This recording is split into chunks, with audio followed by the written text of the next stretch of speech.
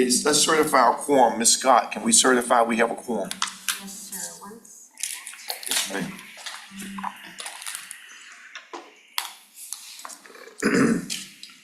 Town of Ashland, Mr. Hodges, Here. Ms. Barnhart, Charles City County, Mr. Atkins, Present. Mr. Patterson, Chesterfield County, Mr. Carroll, I am here. Chair Holland, Here. Ms. Schneider. Here. Dr. Miller. Goochland County, Mr. Lyle, Here. Mr. Vaughters. Hanover County, Mr. Davis, Present. Ms. Pritchard, Mr. Hudson. Ranko County, Mr. Cooper, Mr. Rogish, Here. Mr. Schmidt. Newcastle County, Mr. Moyer, Here. Ms. Stewart. Powhatan County, Mr. Kinney, Ms. Morissette, Mr. McClung, Mr. Powers. City of Richmond, Mr. Addison, Present. Ms. Jordan, Dr. Newbill, Ms. Robertson. Capital Region Airport Commission, Mr. Rutledge. GRTC, Ms. Torres. Here. Ms. Adams. RMTA, Ms. Dean. Here. VDOT, Mr. Totten. Mr. Riblett. Here. CTAC, Ms. Erickson. Department of Aviation, Mr. Harrington. Present. DRPT, Ms. Dubinsky. Mr. Sonnenklar. FTA, Mr. Koenig. Federal Highway Administration, Mr. Nelson. Mr. Rucker. Ride Finders, Ms. Ruffin. Here. And Mr. O'Keefe. That concludes the roll call for attendance. We do have a quorum. Thank you for being here this morning. Good day. Are there any members who need to participate remotely? We have not received any requests. Thank you. Next item, consideration of amendments to our meeting agenda. Are there any amendments you care to submit at this point? Hearing none, the agenda will be followed as printed. The chair's report is that, first of all, I want to thank you for coming today, for being a part of this meeting. We appreciate it. As you know, this is our final meeting just before our annual joint meeting of June 13th at 8 a.m. And so we want to make sure that you're informed of that coming meeting, as three bodies will meet at that point. And we'll talk about this later when we talk about our next meeting. But nevertheless, we have an agenda to follow, and so I'll quickly move on to open public comments. Is there anyone who would like to present a public comment or submit a public comment? Hearing no one, public comment period is herewith closed. Item 5, approval of minutes from our prior meeting, April 4th, 2023. Are there any questions or comments regarding the minutes? If not, I would appreciate a motion. Approval. It's been moved and properly. I heard two moves, I didn't hear a second. And properly second, thank you. All those in favor, sign of aye. Ayes have it, the minutes are approved. Thank you so very much. Next item would be our secretary's report, Mr. Bush, and certainly, you have the floor, sir. All right. Thank you, Mr. Chairman. Just wanted to cover two items quickly for the Secretary's report. For anyone who was not at the Plan RVA Commission meeting, I did want to announce that Martha Schickel has been named the Interim Executive Director for the TPO as well. So as of today, nothing's changing in terms of the meeting, but there will be more coordination with the Executive Committee and the Plan RVA side as well to figure out exactly what we need to shift for upcoming meetings. I want to pause right here. Thank you, Mr. Bush, and applaud. Accepting the opportunity, accepting the mission, which is always possible, and you can do all things. So we thank you for that. We thank you. And give Mr. Bush a hand. And you'll see as we look at the report what an outstanding job he's been doing. As we discussed during the executive committee this morning, but we'll talk about that more later. Mr. Bush, pardon me for interrupting you, sir. Thank you, Mr. Chairman. So the second item I have for the Secretary's report today is the work status report. So for anyone who's new, this is our quarterly report of work that's been accomplished toward achieving the budget and work program for the year, so the Unified Planning Work Program. It starts on page 10 in your agenda packet, and I'm just going to share a screen briefly so we can just walk through how to read it. So the work program, it lays out at the beginning, it's basically an overview of the budget and what is programmed for each task that we have. And then as you look through the work status report, it basically walks us through each of those tasks from the work program and what we've accomplished over that quarter. So bullet points, just quick high-level summary of what's been achieved, how much money has been spent on that task for the quarter. And this is the basis for our invoicing back to VDOT and DRPT for the quarter. So it's really a direct connection from work delivered to the invoicing. So that's the purpose of this document. It's quarterly, so this is the first time I believe that the new board has seen that. But this is basically our summary of what we're doing toward achieving the work tasks that are set out for the year. So the action that we're requesting today is for the board to vote just to accept this report. So it's not anything beyond that. This is also the basis, as I mentioned, of what we're submitting to VDOT and DRPT for our invoicing. So I'm happy to answer any questions if there was anything about the work status report. Any questions or comments regarding the report?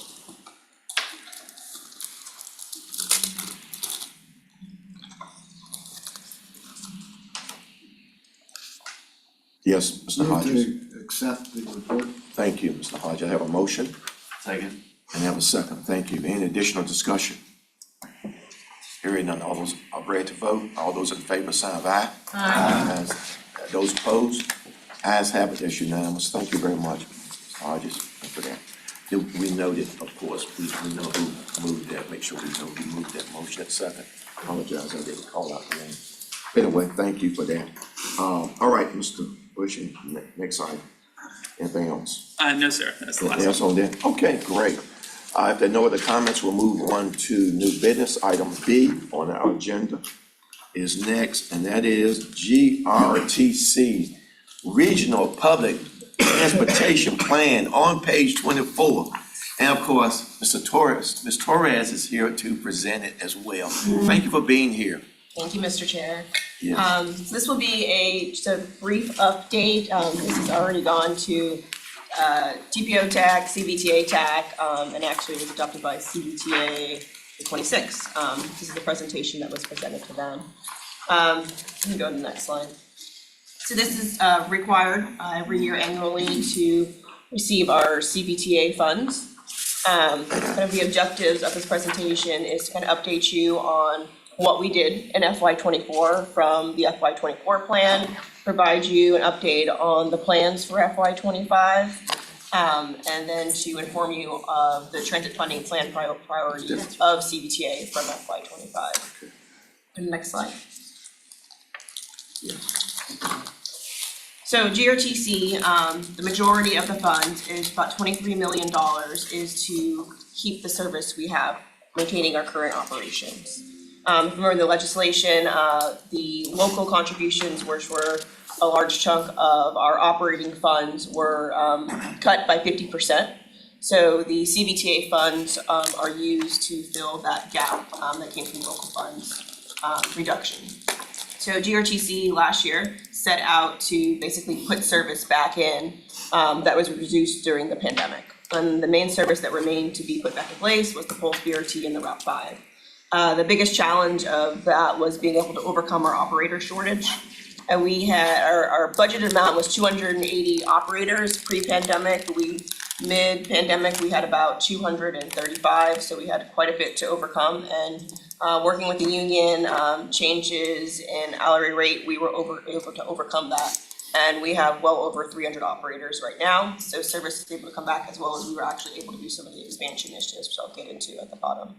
Another 500,000 just went to subsidize our state of good repair and any rider experience related to capital. And what I mean by that is that a lot of our grants are from DRPT, so the merit program, and they require a 4% local match to reduce the ask from the jurisdictions, which comes from the money we receive from CVTA. We, of that from the jurisdictions, 50%, we also use 2% for the match. Planning studies for micromobility studies, 250,000 supported that continued effort. And then implementation of expansion, I just want to note that everything that's happened so far last year, we have not used any actual CBTA funds. We were able to seek VDOT or DRPT funds to be able to put in the expansion service. So microtransit, from our initial prioritization study, we have put in so far 4 zones, Henrico, in Ashland, Hanover, in Powhatan, and in Chesterfield. We were able to expand our 1A service, which kind of stopped at the middle of the Turnpike county line, city county line, now goes all the way to Walmart Way, so past Chesterfield Town Center. We were able to double the frequency on our Route 19, which now goes all the way to all the way to Sheltering Arms. It stopped at Short Pump before. And those were kind of 2 different initiatives that were prioritized from the first regional public transportation plan. Go on to the next slide. This kind of just summarizes, kind of already mentioned, but just kind of the funding sources. Want to restate that whether it's restoring service or expansion, the funds utilized for this were not CBTA. We were able to seek basically demo or regional significant grants at this point in time. Next slide. So FY25, very similarly from FY24, a majority of the funds will go towards maintaining transit operations. Capital, we are even having more grant opportunities with DRPT this year, so the match is now about a 1 million compared to 500,000 last year. That goes to support, and I've kind of highlighted some of the big ones, but North-South BRT is underway, NEPA and station location are being done. BRT Western expansion, NEPA station location and PE are underway. A big chunk of that, as far as dollars, the total amount is about 48 million is vehicle replacements. And then permanent downtown transfer station, continuing the efforts for environmental analysis and potentially engineering once we're able to identify a site. Planning studies for micromobility needs, there's not funding associated with this. We're going to continue the funds from the year before, but we are going to move in to support the current efforts for implementation that's happening now, as well as start working with the jurisdictions on what are they interested in next in terms of microtransit as we continue to kind of pilot these. And we've seen lots of success. Implement expansion, Route 1 will go to Reynolds on July 1. And then October, it will continue up to Virginia Center Commons, which is huge. We are, and I'm sorry, I tried to correct this, but double the frequency on the Route 7, already mentioned the 19, and that's the route that goes to the airport today. So right now it runs every 60 minutes, so it'll be every 30 minutes. So technically if you're downtown, it's 2 routes. You could basically have 15-minute service access from downtown to the airport. And then we will be implementing 3 additional microtransit zones. One of them is July 1, which is Sandston, so that's still around the airport and actually goes into the city's east end. So we expect a lot of success and use from that one. And then 2 additional ones, Broadwalk and Montrose, which we'll spend the beginning of the year kind of refining the zone because there is some overlap currently, and implementing those probably at the end of the year in May. Again, this highlights the same sort of effort. We've just gone after additional grant funds to subsidize these being of regional significance as well as just new service. There's a lot of DRPT opportunities to support these in their kind of initial phases. Next slide. Just kind of summarizes the total CBTA dollar ask of what we are expecting for FY25. So the model that GRTC uses is that we wait till the full amount accrues from the year before. As you see, the largest chunk is our operating, so if that did not realize, then we would really be impacted if we didn't get those funds. So we use the funds, so FY25 will be funded with FY24. So the expected amount for FY24 to accrue by the end of June is 30.8 million. Of that, about 24.5, as I mentioned, would be for maintaining service. About 1 million would be for capital matches. And then that is a total of about 25 million. So that does leave a delta of 5.3 million, which DRTC is going to be putting into a restricted reserve. And as we come back next year, identify additional priorities, we'll come back to CBTA, as well as, of course, the priorities will come from coordinating with the TPO TAC, as well as updating the policy board on what those priorities are. And then our expected accrual for FY '25 is 32.2 million, and all of that as it comes in will just go into restricted reserve and will go towards identifying the priorities for FY '26 next year. Any questions? Great, thank you. Any questions or comments? Yes, sir, Mr. Chairman. Please, yes, Mr. Louds.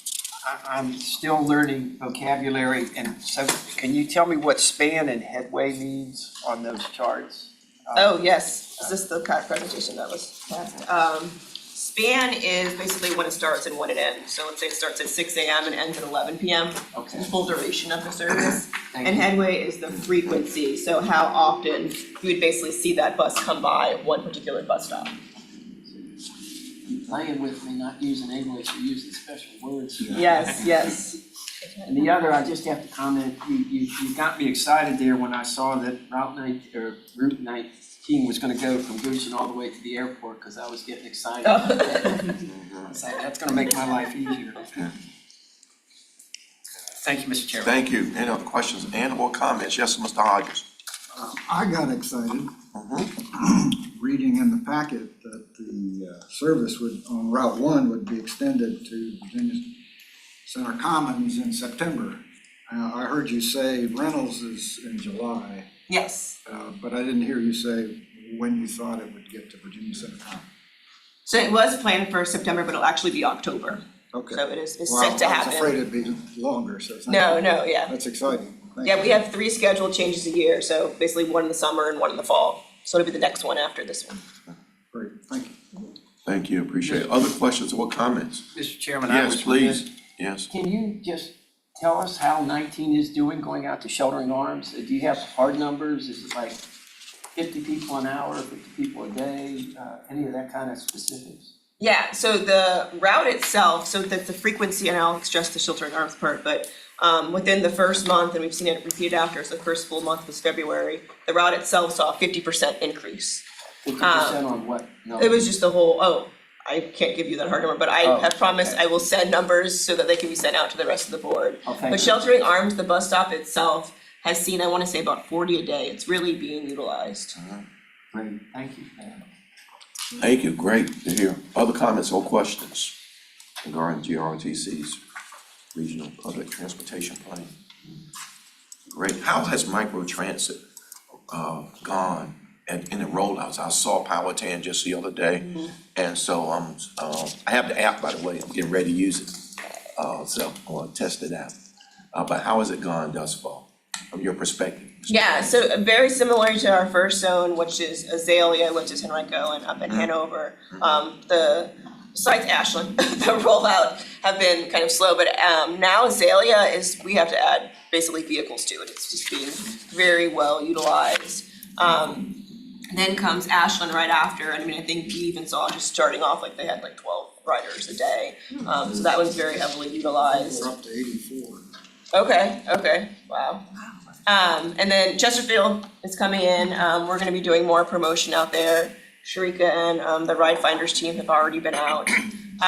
And then Powhatan, very low use right now, but we just did the launch, and so was it the week before the launch, you guys went out and started doing promoting, so that's should pick up now that we're kind of spreading the word, but it's being used as people are beginning to know it's there, but that's the big thing, really knowing it's there and understanding how to use it. Wonderful. So it is making a difference. You can see the impact of rolling it out in those locations and areas. Yes. Very good, thank you. Other questions or comments? This is If I great. Yes, might Mr. add, Hodges. it's exciting to see the GRC logo riding around in the town on the vans. It's Yeah. Great. Yeah, thank you, Mr. Hodge, we appreciate that, yeah, you're doing a great job, we applaud that, appreciate it. Let Ms. Adams know we appreciate as well her leadership, all the good work you're doing. I've been around so long, I can remember when CBTA was a pipe dream. Now look at what it does in this region, and the potential is phenomenal.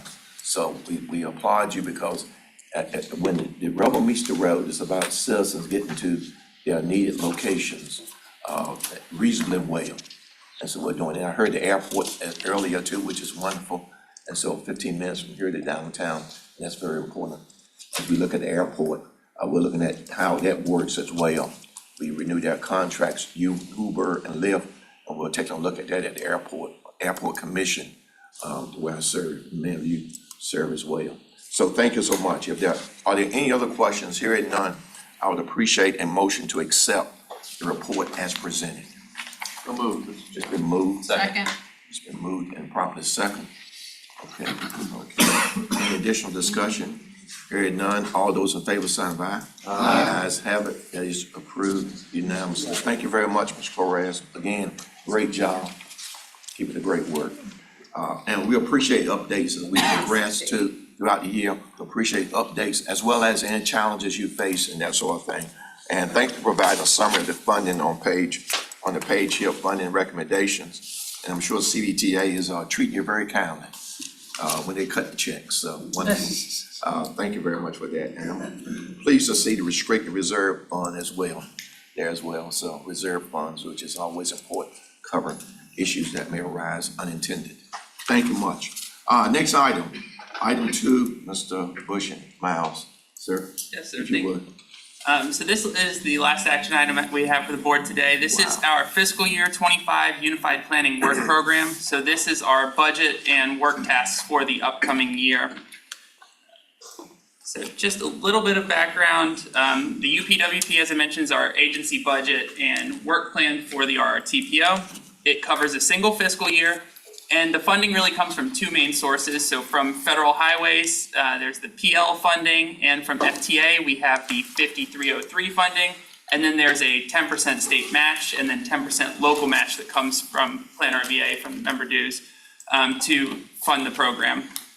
Really, the purpose of the UPWP is to coordinate all the regional planning in transportation and to lay out our priorities as a region and the deliverables that would come from that.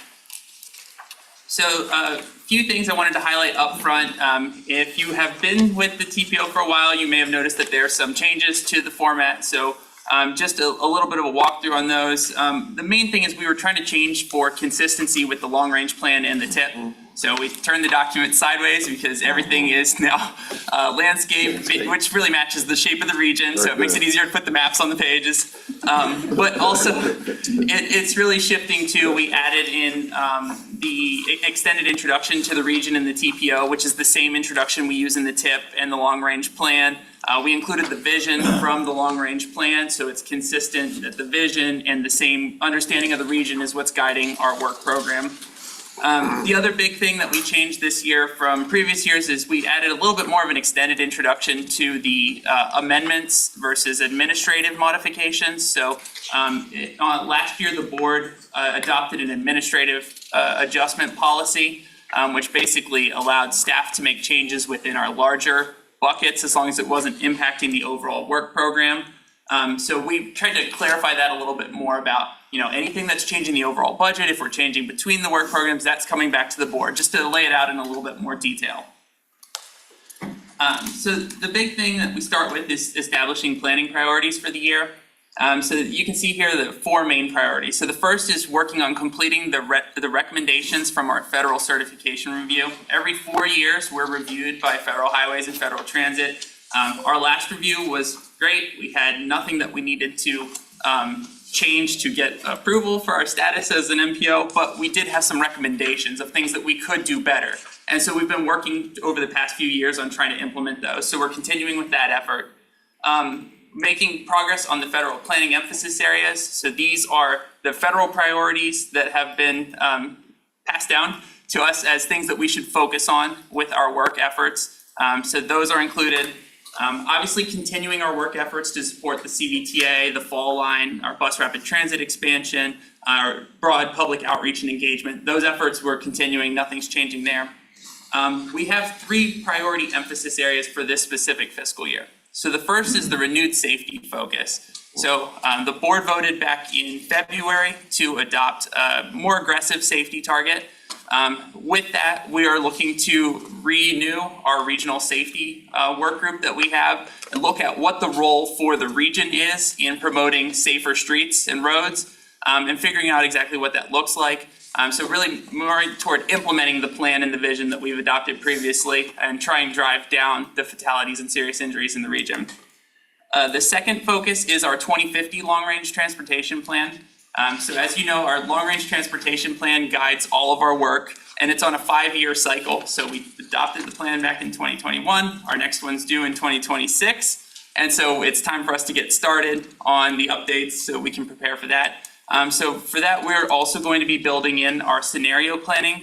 So we've been working on a scenario planning effort for the past 2 years, which allows us to look at a variety of different futures and impacts in both the transportation sector, but also more broadly at land use patterns and building emissions, public health. There's a whole lot of different factors we can look at now.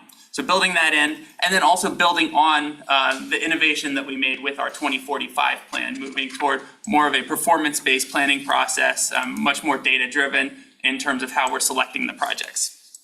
And then the final piece is our rural public transportation. So this board back in, I believe it was September, directed the TAC to look at public transportation in the rural areas. So it was looking at where is service lacking or where could service be enhanced, and come up with a recommendation on how best to achieve public transportation throughout the entire region.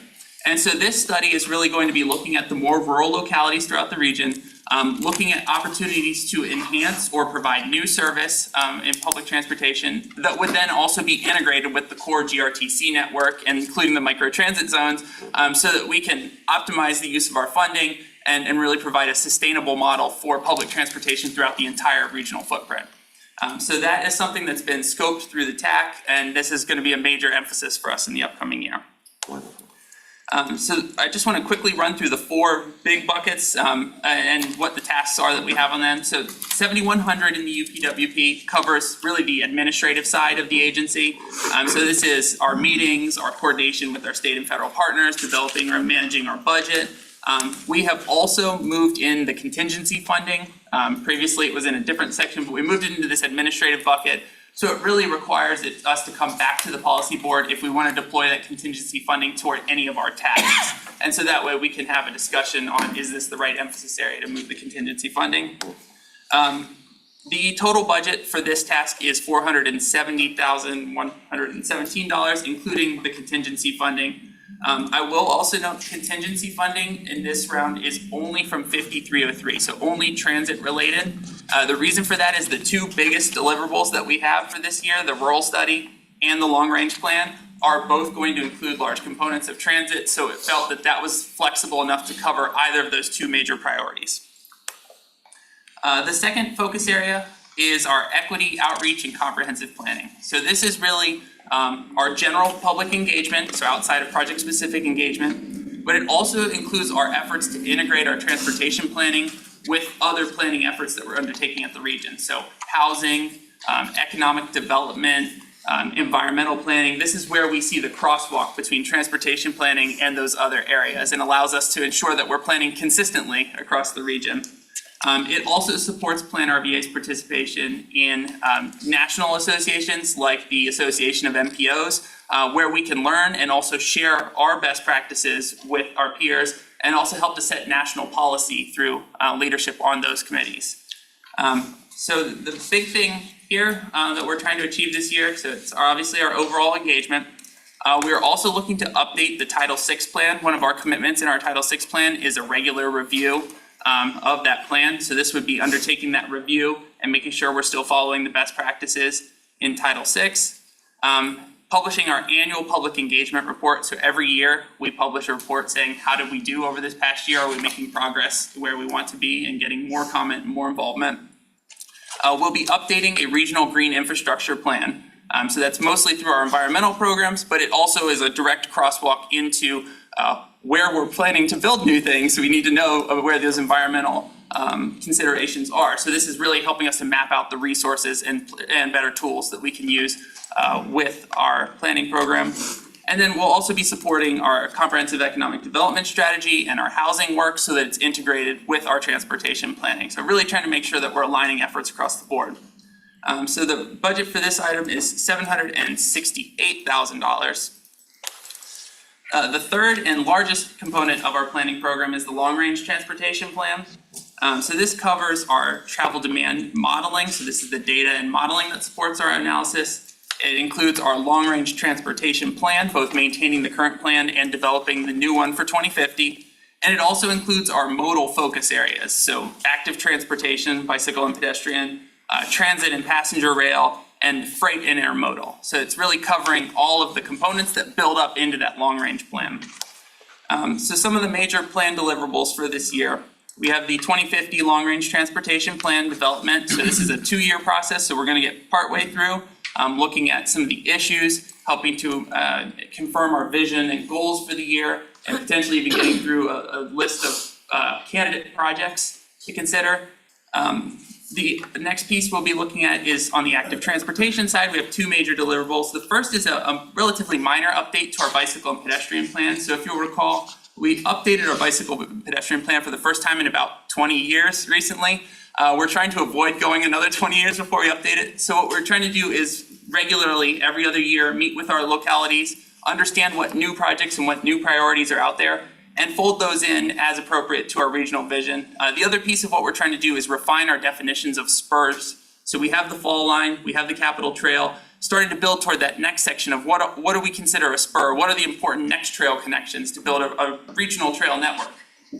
The other big bikehead project is identifying and prioritizing our last mile connections to transit. So we've got a lot of expansion efforts, we've got increased service, but we want to make sure people can actually get to the bus stops to be able to get onto the transit. So this is looking at sidewalks, sidewalk gaps around those bus stops, and helping to come up with packages and prioritizing investments based on frequency, equity, other considerations. The next piece is rural public transportation study. We've already talked about that one. And then the last piece is really on the freight program that we're really starting back up. So the first would be developing freight corridor profiles and commodity flow data. So really trying to identify where is freight moving throughout the region, which of these corridors are the most important, what are we seeing on them?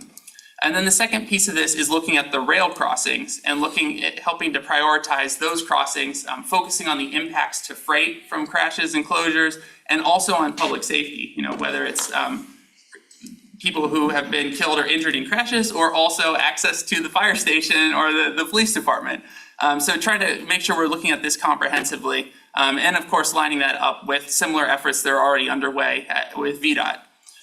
So that's the overall long-range planning program.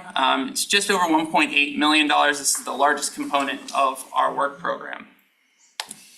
The final piece is the short-range program. So this is really where we're making funding decisions, and where we're managing our performance-based planning for the region. So there are federal performance measures we're required to track, and we're making sure that we are making progress toward those as we set our targets.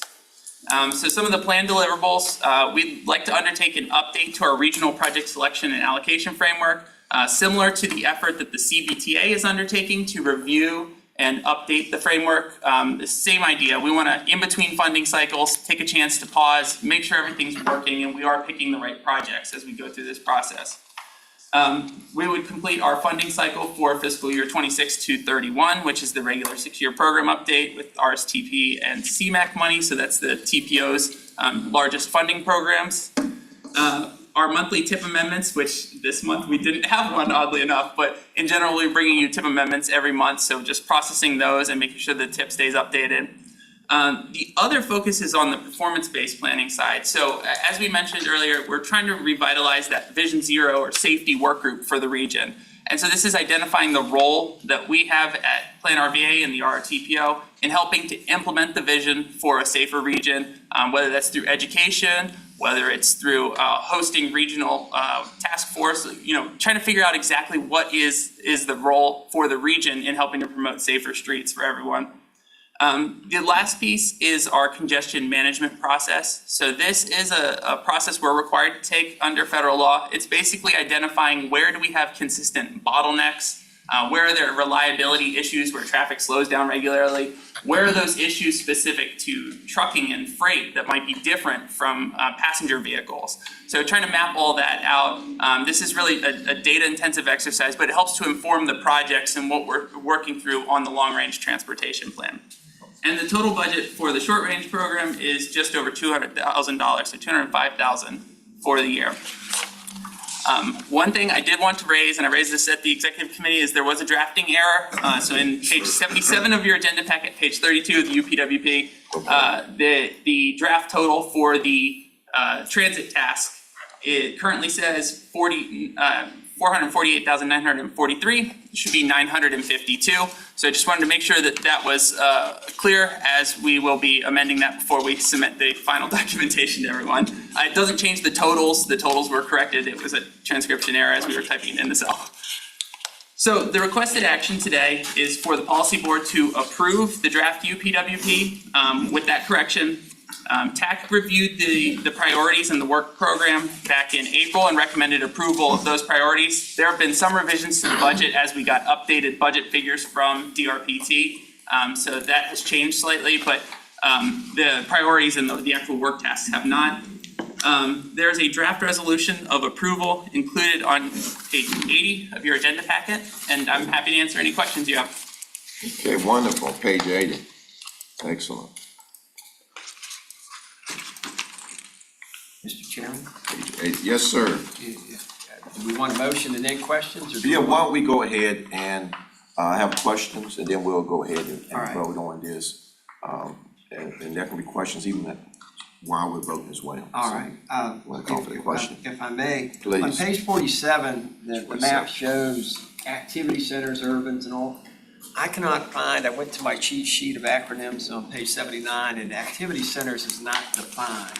Can you Yes, tell me sir. what an activity center is? So the activity centers are defined as part of our long-range transportation planning process. And basically, those are areas where we have higher concentrations of jobs and housing. So it's basically where there's more people and jobs concentrated in one area. So that's basically, in our planning, we're planning to connect those areas with our bike corridors or with our transit. Those are kind of the main regional scale focus areas. Thank you very much. And then my other on page 53 and 54, again, my acronym cheat sheet didn't tell me what an NEPA is.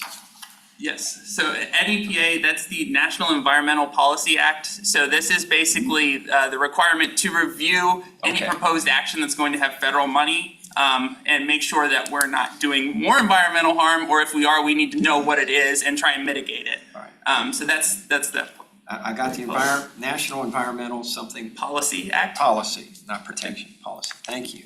Mr. Chairman, Thank you, yes, Mr. Carroll.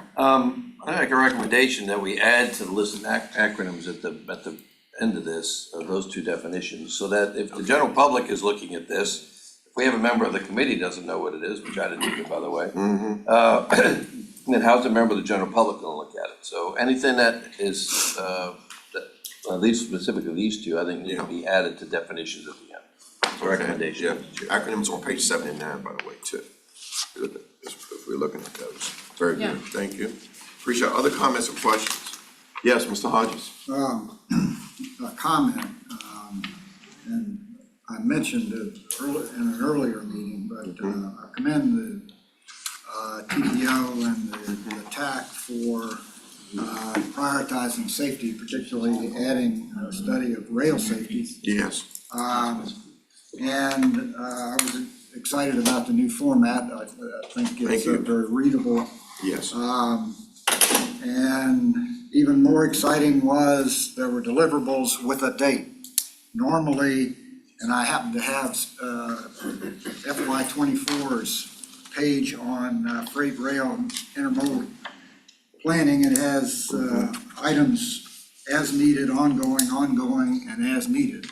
The proposed UWP has June 30th as the date at which the freight corridor profiles and analysis will be done, and the catalog of at-grade rail crossings will be done on a date certain, hopefully. In any case, I think that's a commendable improvement and adds to the accountability of the document. Thank you for that. In fact, this is a good time for me to join me and thank you, Mr. Miles Bush, for doing such an outstanding job on this report, reformatting it, getting it easier to read, outlining 2024 accomplishments and the fiscal year 2025 tasks, and document it. So let's join me in giving him a hand. He and his team worked diligently to do a tremendous job, and it should not go unnoticed. and not recognized. So thank you, Mr. Bushy, on behalf of everyone, for all your outstanding work you've done. You've done a tremendous job, and we're so much appreciative of what you've done. Your outstanding work in this regard. Any other comments or questions for the good of the order? If Chair, not, I'll make a motion to amend, to add the definitions and approve. yes, sir, your motion includes correction, amendment, and approve, based on, again, the resolution on page 80 of the packet. May I Second. have a second to that? Second. It's been seconded by Chair, Ms. I'm sorry. Is that to include the correction? Yeah, the correction, include the correction as well. Yes, it does. It's noted. And of course, Ms. Snyder seconds this motion. Are there any other comments or questions before we ask for the vote? All those in favor, sign by. Aye. Those opposed, likewise. The ayes have it, unanimously approved. Again, thank you, Mr. Bush, and thank all of you for your attentiveness to this and your recommendations, suggestions. As we continue to improve, that's what I love. We're not status quo, we'll continue to evolve and improve. It's not what we've always done, it's what we're doing. And I always like to say, and I say this in Chesterfield, if I may be so allowed to say it now, we're on a journey toward excellence, which means we're on a destination, we don't know where it is, but we know we're headed there. It's called a journey toward excellence. And I thank and applaud GRTC for the good work you're doing as you work with citizens. I was working that app, but then I got a ride just before I was about to use it. So I gave me a ride, but on Saturday, which was interesting. So other comments or questions? That motion's been approved. If there are no other comments or questions, let's move, if you will, to our agency and committee reports, item C of our new business agenda. Item C. Item C, agency, first agency up is CVTA, Mr. Parson. I saw him over there earlier. There he is. He moved over. See, when you move, you can't get pinned down. See, I had pinned down over there. Sorry for the confusion, Mr. Chair. That's okay. Good morning, everyone. I wanted to point your attention to the report that was so kindly included in the agenda packet. I believe it's page 81. Yeah. Yes. It doesn't say 81, but it does. So, just to kind of summarize what's in the report, and then I wanted to share a few other tidbits. Page 81, just Yes. make sure everybody's on board. So Thank the you. authority last met on April 26th and approved our operating budget for the next year, so very similar to what Mr. Bushing presented. This is what guides the work of the staff and the priorities for the CBTA over the next year, starting Yes, sir. July 1. So some of the details are included there in the update. We also, to the defined tasks of the authority, we approved 5 standard project agreements for Henrico County for specific projects, including the Green City Connector, North Gaten Road interchange at I-64, the Magellan Parkway Bridge and Approach, Brook Road improvements from Villa Park to Hilliard Road, and Woodman Road, Mountain Road to Hungry Road. So what this executed SPA, standard project agreement, does is now sets the agreements in place so that Henrico can start doing the work that's needed to be done to complete these projects and move forward with submitting reimbursement requests to CBTA. These are 5 projects that were actually approved back in round 2 of CBTA regional funding, so that was December of '22. We just approved round 3 this spring. So it's great to see these projects moving forward, and we're expecting over the next year to see a lot more of the work like this. The CBTA also sent an invitation to Governor Youngkin to attend an upcoming meeting and address the authority on transportation and opportunities for our region to make it more successful. So we're eagerly awaiting the response from the governor's office, and obviously if we get that scheduled, when we get that scheduled, we will certainly inform the TPO and make sure that you're all aware of the opportunity. Our work groups, especially our Far Line work group, continues to move forward with the wayfinding plan that the CBTA has funded. This is going to guide a uniform portfolio of signage and wayfinding tools that can be used up and down the 43-mile fall line regardless of the jurisdiction. So we're excited about having that guide finished. The plan right now is to have that done by the end of June so that we can make that available to each of the 7 impacted jurisdictions and VDOT so that we can start to see the signs going up as the different segments of the fall line are open. It's not in the report, but we also approved our meeting schedule for the next fiscal year, so that is now finalized and is out there for everybody's information. Typically, it's gonna follow the same pattern, 4th Friday of every month, unless there's other circumstances. I did wanna highlight one other thing very quickly. I think one of the favorite things that we do at the CBTA and especially in the Finance Committee is look at interest income. We are able to, as we anticipate additional standard project agreements and projects moving forward, we have some funds that are sitting in the bank. So working with our fiscal agents, we are able to reinvest those on a short-term basis, probably 6 to 12 months tops. We like to talk about what that portfolio is looking like every month. So as of the end of March, we have reinvested, when possible, some of the available funds that are awaiting projects to start. And just in FY '24, we've already seen over 9.1 million in interest income just on the short-term reinvestment of those funds. So we're looking forward to continue doing that. $9 million in interest can fund a couple projects. So just having that income is great, and it's a testament to the deliberate Rebecca Longacre. intention of the authority and its members. So yeah, and big shout out to Chesterfield County and their financial staff who are serving as the fiscal agents, have been since the authority was created. So just a little information, and that's always in our investment reports every month in our agenda packets. So if you want to know more, if you want to keep up, please reach out to me and let me know. Excellent, outstanding. Comments and questions, wonderful. I love the interest income, because you can use that for other things as well. And also, on your report, do you have the average return, interest rate return on that? Does that report also include that as well? We do, and it's outperforming all the benchmarks.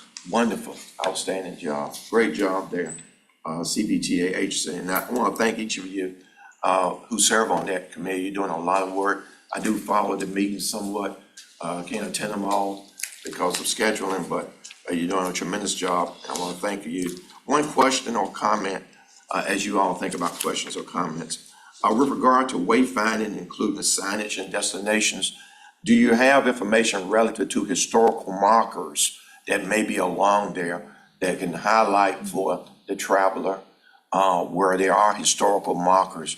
You know, this is a historical area, a lot of things took place. Is that being contemplated? Yes, sir, that's a great question. We are working directly with the locality representatives who serve on the technical committee. Great. So it'd be Ms. Walker and Ms. Smith from Chesterfield to make sure that all the relevant destinations are noted and the priorities for the jurisdictions are included in that wayfinding plan. Thank you so very much. Yes, Ms. Snyder and then Mr. Hodges, please. Along with that, is there opportunity for people that have businesses along that to purchase like signage along that? I'm just saying, like, to direct them to to create kind of like a spur, kind of like go and get coffee here or something. Is that something that's been talked about, or? It is being talked about. There's lots of different kind of efforts at play right now with Sports Backers has developed their own vision plan for the fall line, so more of the activation of everything that's surrounding. The wayfinding plan is really looking at kind of what should be in the ground on the trail to direct you to, different business centers or neighborhoods or parks or schools or destinations. So yes, the short answer is yes, those things are being considered. Okay, thank you. Excellent. Mr. Hodges. I just wanted to commend CBTA, Henrico, Hanover County, town of Ashland for a wonderful groundbreaking ceremony that was held, I think, last week. A lot of good advertising, and the Sports Backers, a great example of the regional project being celebrated. Thank you, Mr. Hodges. Other comments and questions? Mr. Chair? Yes, sir, Mr. Carroll. One of the things that the TAC is gonna be working with VDOT on is, VDOT more than likely will be responsible for the long-term maintenance. Am I correct on? Depends on the jurisdiction. Yep, depending on the jurisdiction, exactly. For example, in Chesterfield may be different than in Rancho, and certainly may be different than Richmond. But I think each jurisdiction will also, there's gonna have to sometime have input with TAC on, whether or not we're, how any type of contract would be awarded for management, which would be different than the actual maintenance, which leads itself to the opportunity to what Ms. Schneider asked about is, different types of signage.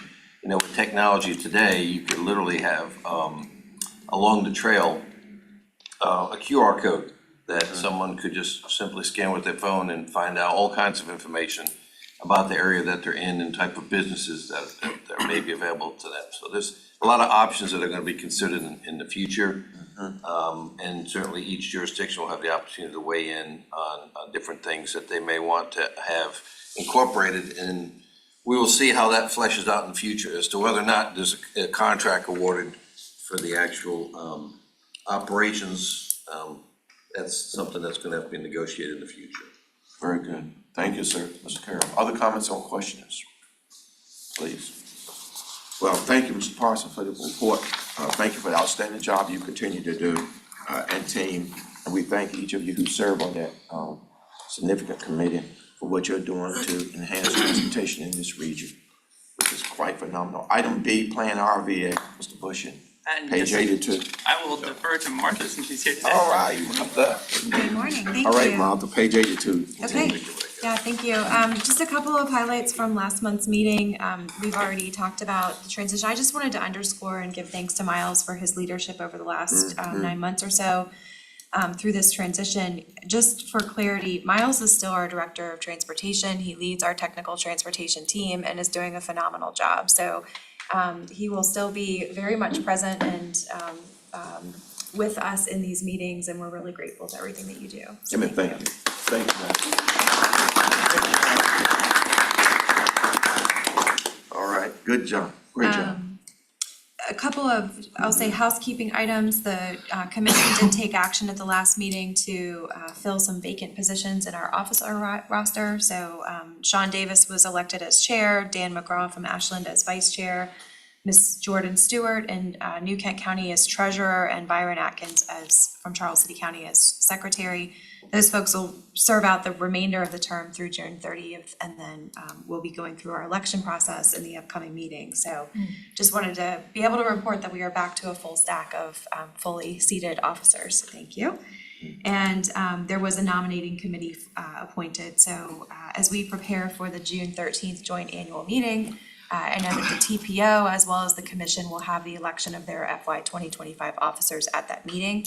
That's my subtle way, and I'll be more explicit right now. Please plan to attend that meeting as we need your vote for those important action items, but also because we have planned a very nice program. Chet and I have been working, and Miles and other staff members, to be able to put together a program that really, I think, meets the intention of the formation of this joint annual meeting concept, and that is to be able to bring these three boards together and discuss the collective vision for the region.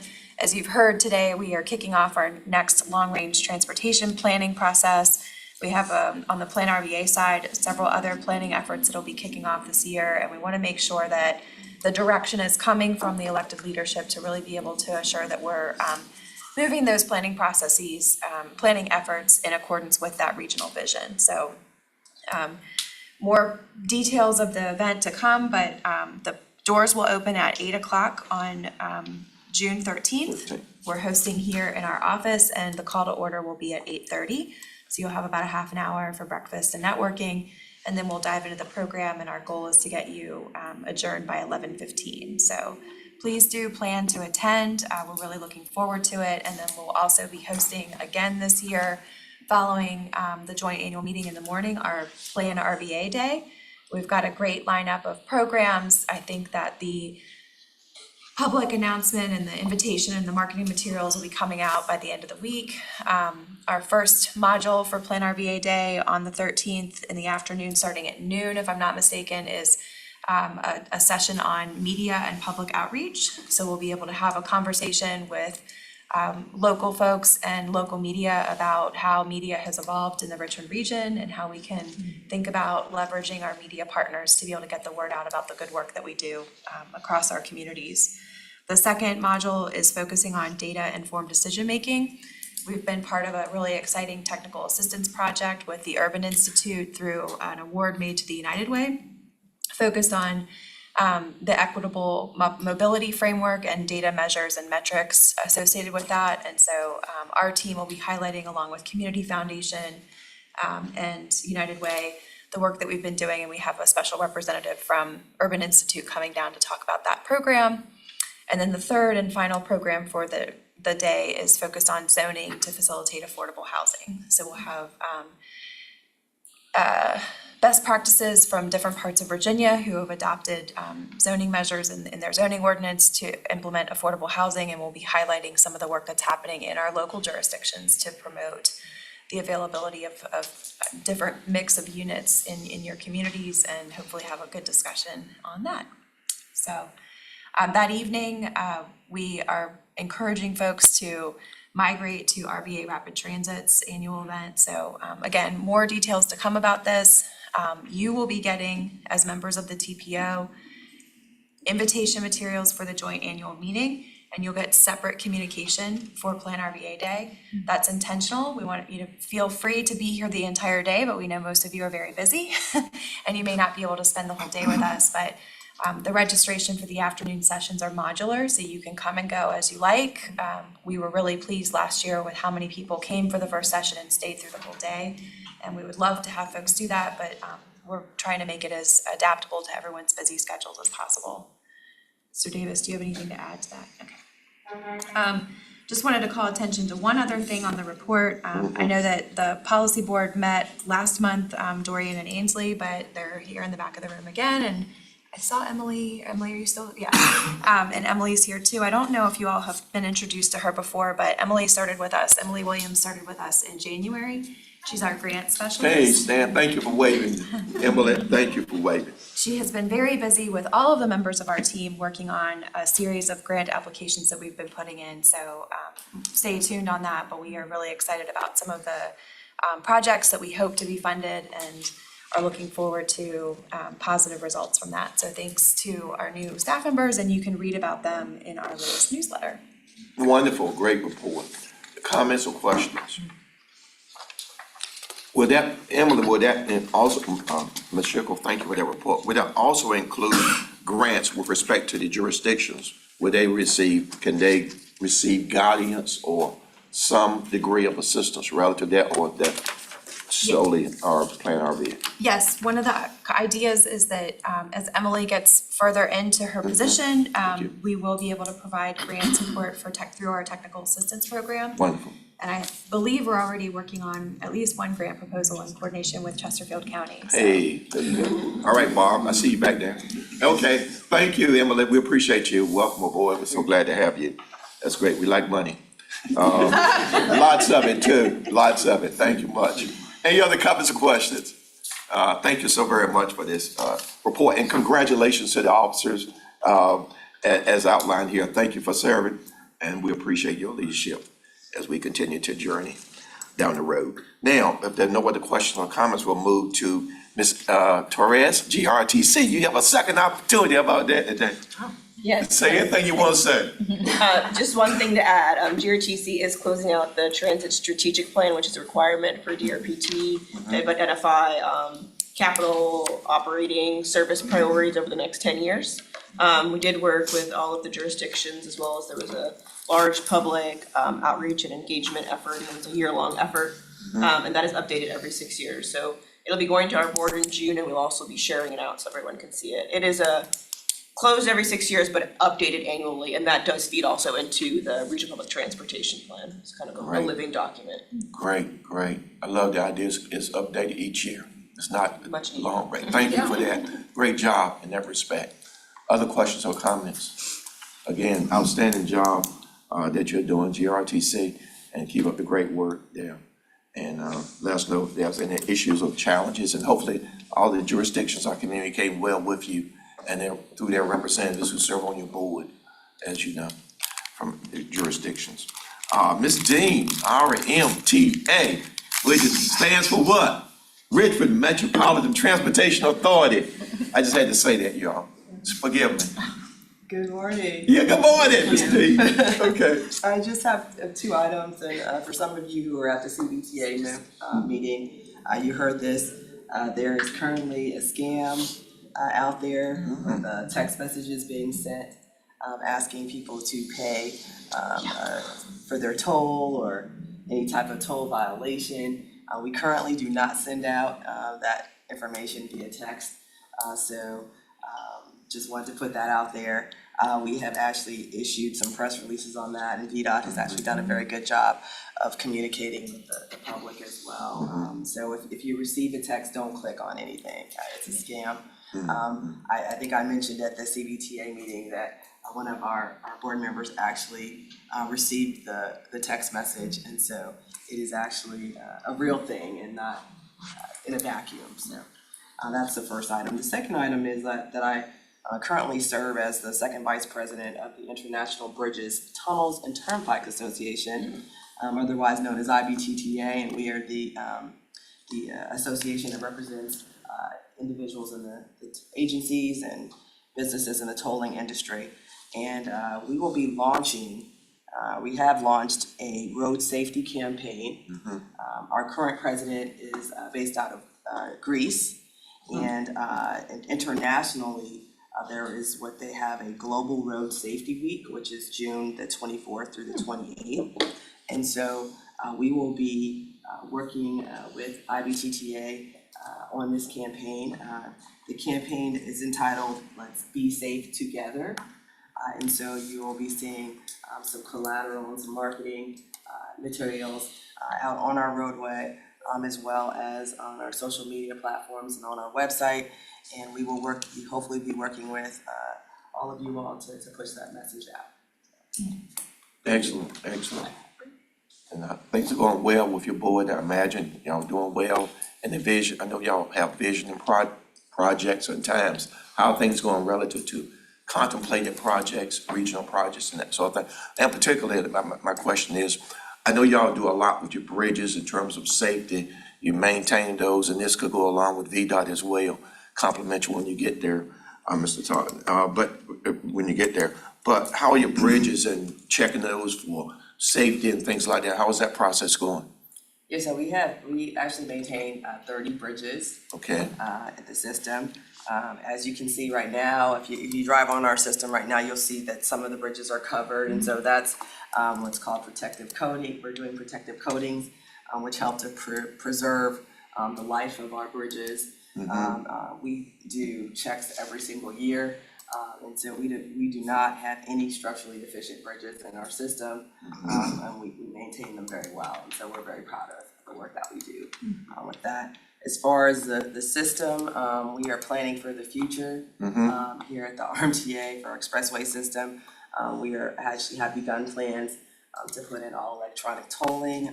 The first phase would be essentially a gantry that we would be placed at the James River crossing.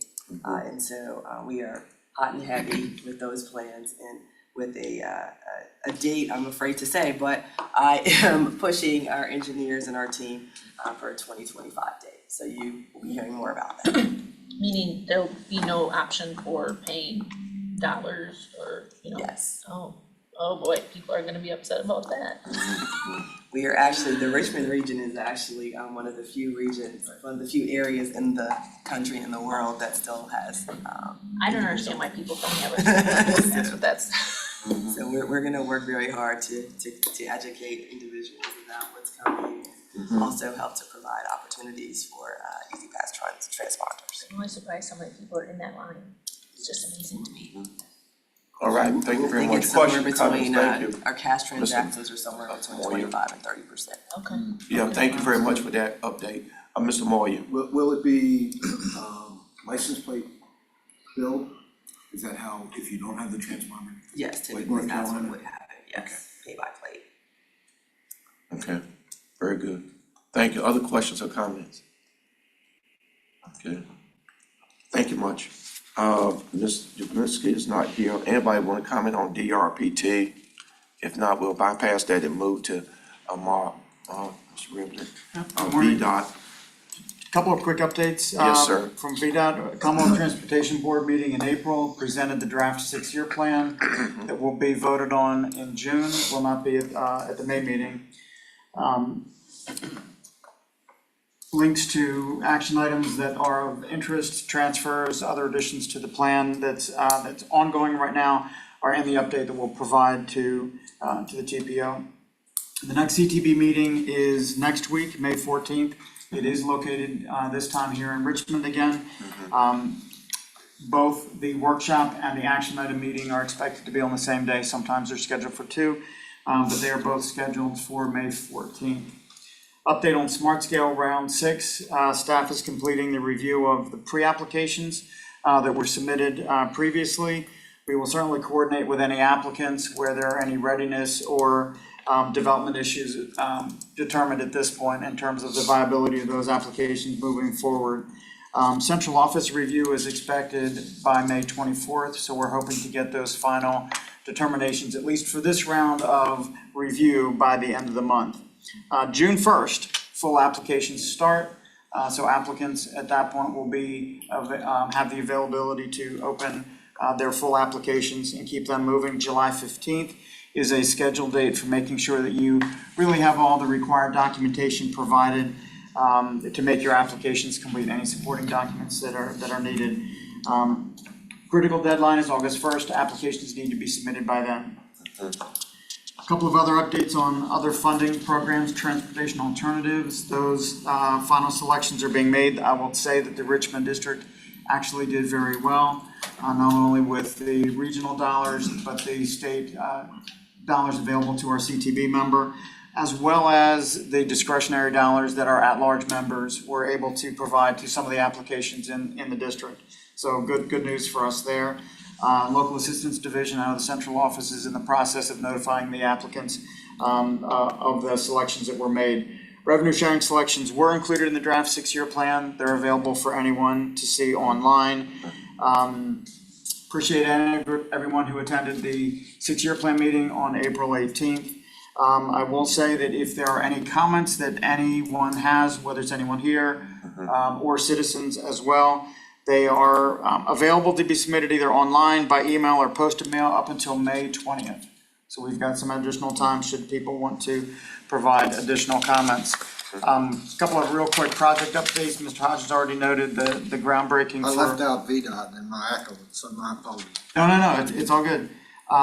So we're excited about Design Build 1 for Fall Line Trail on the northern end of the Fall Line being moving forward. Design Build 2, we anticipate a public hearing in June. We expect that RFP to go out for advertisement later this fall, probably in September. So making good progress on both bookends of the Fall Line Trail that way. And just a normal update on 64 widening. You know, we have one segment A, that is already underway. We see the construction happening right now. Segment C was awarded by the CTB last month in April. And the center segment, segment B, we anticipate releasing RFPs this summer. Takeaway message. This time next year, 29 miles of 64 is going to be under construction. So good progress, good to see, but also good to be aware of. So. Under construction for. Well, thank you very much for that report. Any questions or comments? FYI, I use Route 60. Easy. 249. Over time. Well said, well Passing off said. the traffic. Whatever Yeah. Wave says, believe her. Okay, That's right. wonderful. Well said, thank you. Any other questions or comments for VDOT? Thank you much for that, and appreciate the information on revenue sharing as well, where we are with that, so appreciate that data, knowing where we are and where we're going. Is there anyone here from Mr. Rucker? He's not here. Seeing no one, we'll bypass FHWA report. And now we'll move to member comments. Each member, you have a few minutes to talk You talk, if you like what you're saying, we'll let you talk more. I'm just being facetious, but anyway, I hope y'all pardon me if they upset you. But anyway, but any members, any comments? Where you wanna start, around the table like we do in class? That way it makes you won't miss you. Oh. Okay, I'm gonna start to my left. Mr. Hodges, you first. Go for it. I think I've already, Okay. said enough in this meeting. Yes, sir. Yes, I don't sir. have anything to add. Very kind, very kind. Yes, sir, you're very kind. Thank you. Yes, sir. I just like to commend VDOT, Union County, and everyone else on this great dedication of them. Yeah.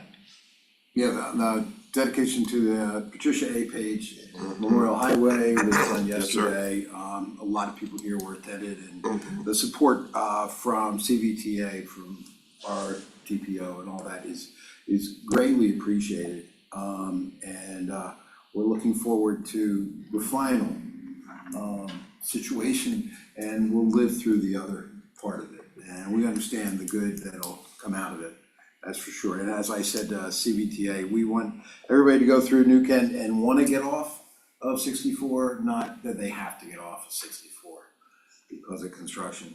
I've been here for 17 years in this area, and Yes, sir.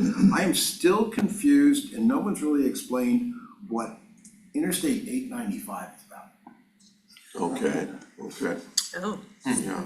And I would think this would be a committee that would wanna do something about that. Privately owned, that's. If we're looking at the truck traffic, I know the truck traffic I see on 64, that I see through this city, that would be completely alleviated almost if 895 was open.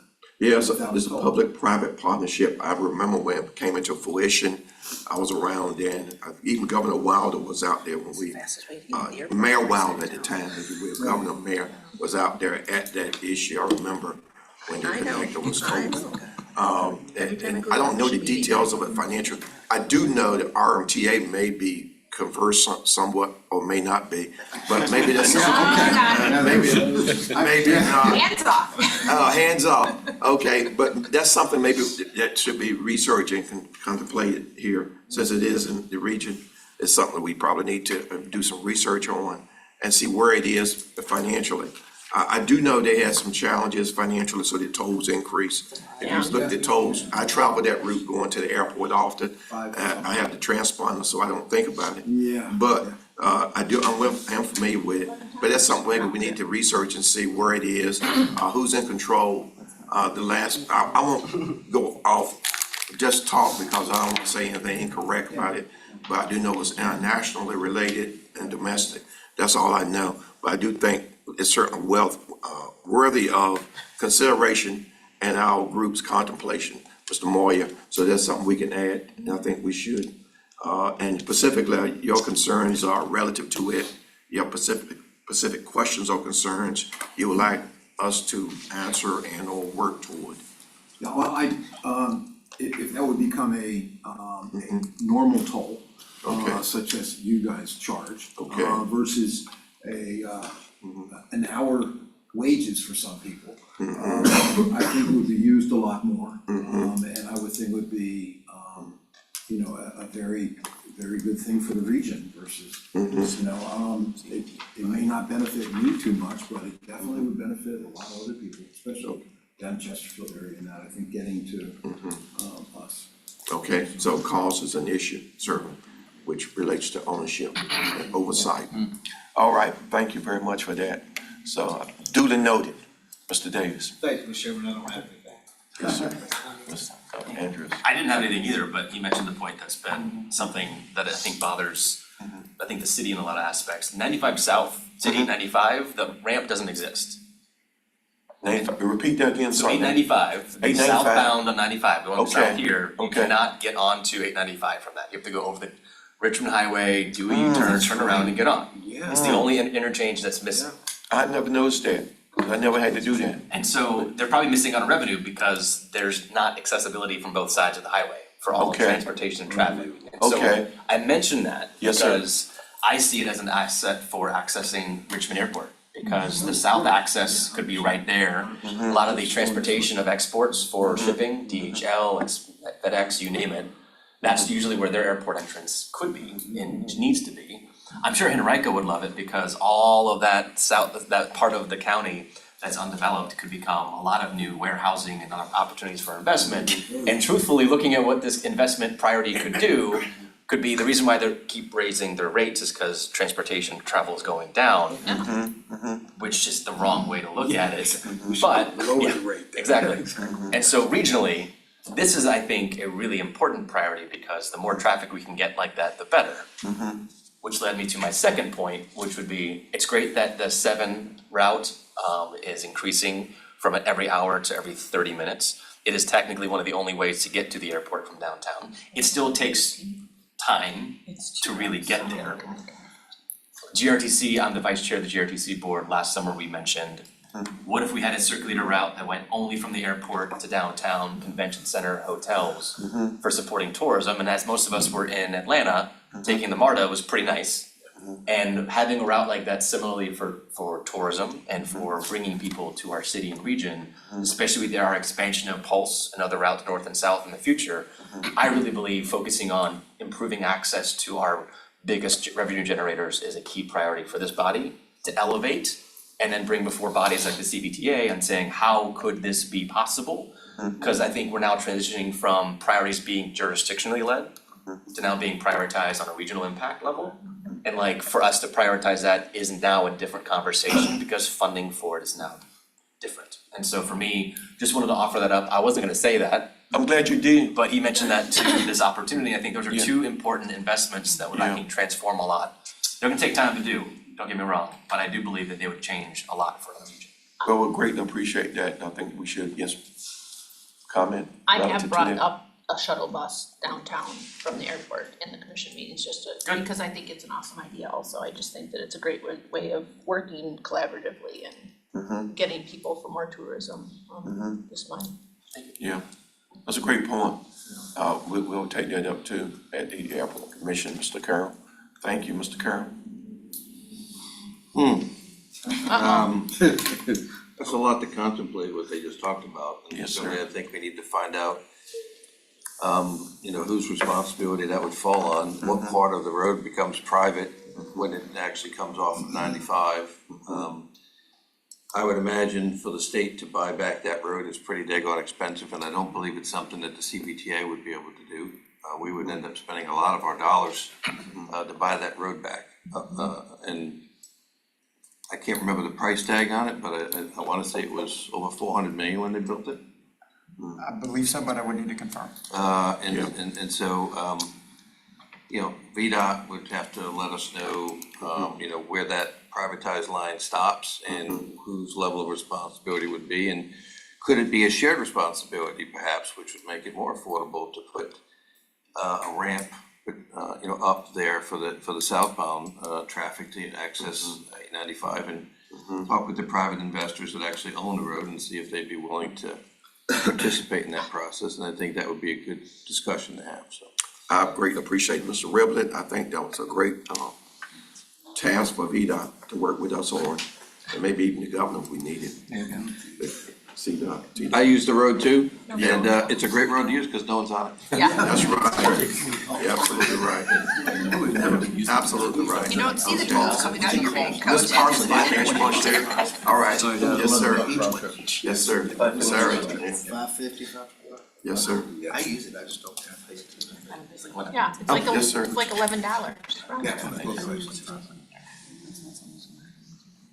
I think. Mr. Harrington, you're live, sir. Anyway, thank you, Mr. Chairman. I just have a couple of quick comments. Thank you. For those of you not familiar with the Virginia Department of Aviation, we provide technical expertise on aviation matters. And we also have a funding program that allows for capital development and maintenance and several different other special fund programs to support the 65 public use airports in the Commonwealth. In the region, we're all pretty familiar with Richmond International because it's been quite a topic of discussion today. We also have Hanover County Municipal, one of my favorites, my home airport. New Kent County, where I started my career in aviation as the airport manager. And also Chesterfield County, which is Richmond Executive Chesterfield County Airport. These 4 airports serve the region by different functions with commercial service, other support services for corporate aviation, medical air support, flight training, workforce development, and economic development opportunities for the region as well. The Commonwealth, we just completed an comprehensive, statewide air transportation system plan, which is currently right now with the Secretary of Transportation's office. We're looking to them for the release of this document. Some of the preliminary findings of the document have been briefed to staff, but once we have that release, I would expect that we would deliver a full briefing to the full body here. But we appreciate your support at the local level to help us in developing the public use airports in our system. And one important item to note, all of the airports in the Commonwealth are owned and operated by the cities, counties, towns, authorities, and private corporations. The Commonwealth does not own any of the airports. But we work with the FAA and the localities in order to support and foster the economic development and capital development of the airports. So, thank you. I appreciate that report. Are we accessing the resources available fully, or can we do better in terms of getting resources? Well, for example, let's talk about Chesterfield. Chesterfield Executive Airport. How would that And work we'll out? add him, right? We'll add him over to it too. We'll add him Go New Kent. We'll add him in too. But I'm just checking, just to see what we got. Well, sir, all of the airports in the region are in the federal system. Okay. Which means that they're eligible for federal funding support, which many of you probably do know is at a 90% level. The Commonwealth would meet an 80% match, whereas the locality on a federally eligible project would only be paying 2 cents on a dollar. So with that kind of participation and support from the federal government and the Commonwealth, you can definitely see the value that we help to provide to all of these communities. Thank you, Mr. Harrington, we appreciate it. But probably one observation is that, yes, sir, with the federal bipartisan infrastructure law, with some of the previous funds that have been available through the COVID-19 supplemental, which provided 100% of the funding during the pandemic for federally eligible projects.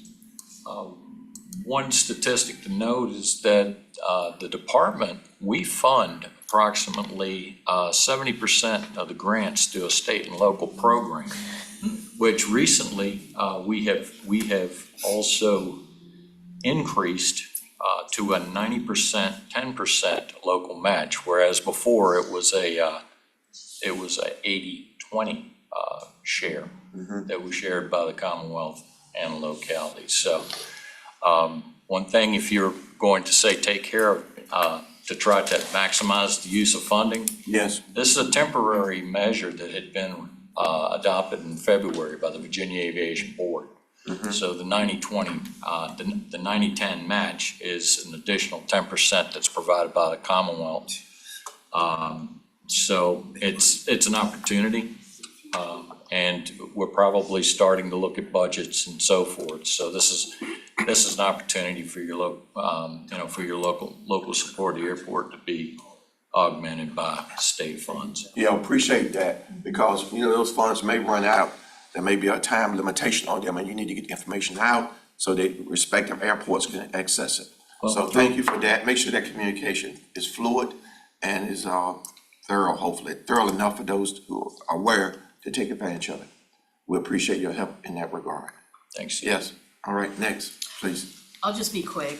Like Adrian said, we were out in Powhatan County last week doing some outreach, direct contact with the community.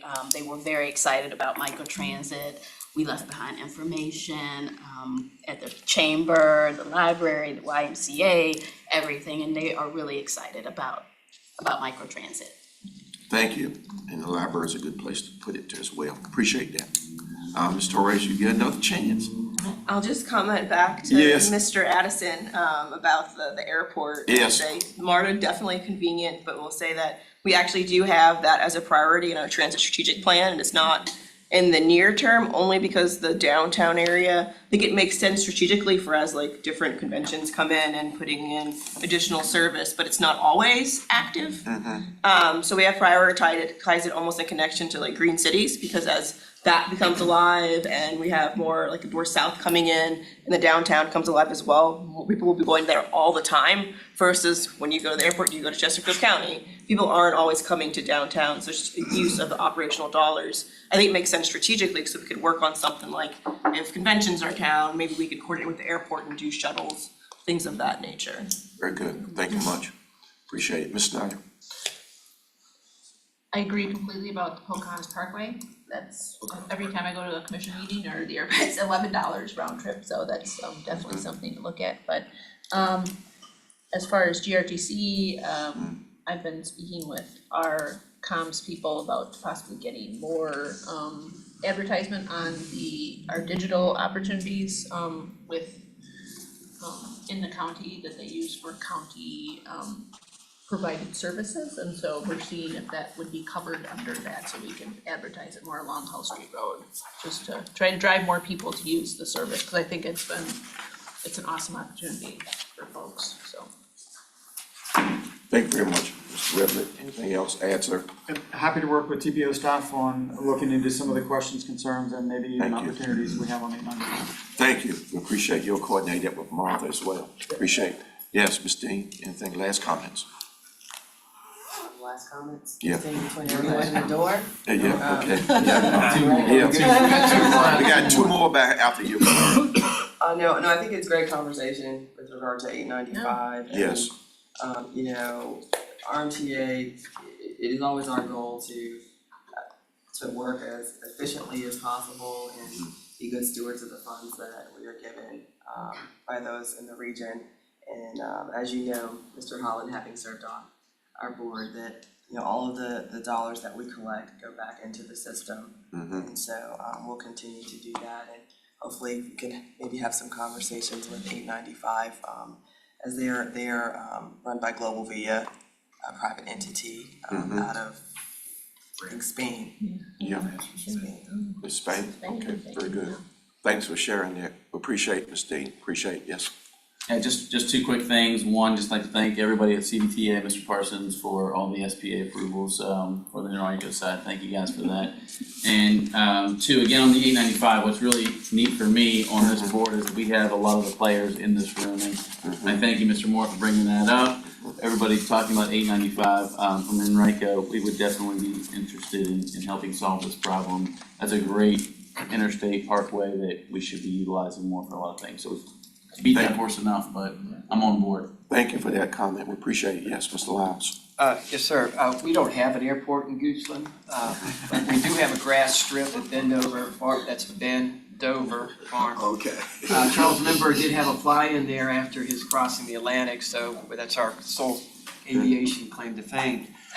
If you all would like to take down this number, 584-7524, and block it, that's my number, and I'm gonna be calling you because I truly want to visit with each of you on your home turf. There are things that you can teach me. I have a saying, I have to learn from other people's experiences because I don't have time to have them all myself. I actually say I have to learn from other people's mistakes because I don't have time to make them all myself. But I would sincerely like to hear some of your insights and comments on local governance. I will share 12 years of conservation director experience with you and put you to sleep. But otherwise, the things that you're experiencing, and I'm gonna be calling, so you've been warned. Thank you sir. so very much. What was that number again? 584-7524. Thank you, sir. We appreciate that. We're all about working collaboration. Thank you. Now, thank you all for commenting and for the comments. Sound good? Any comments? Gives everybody a chance.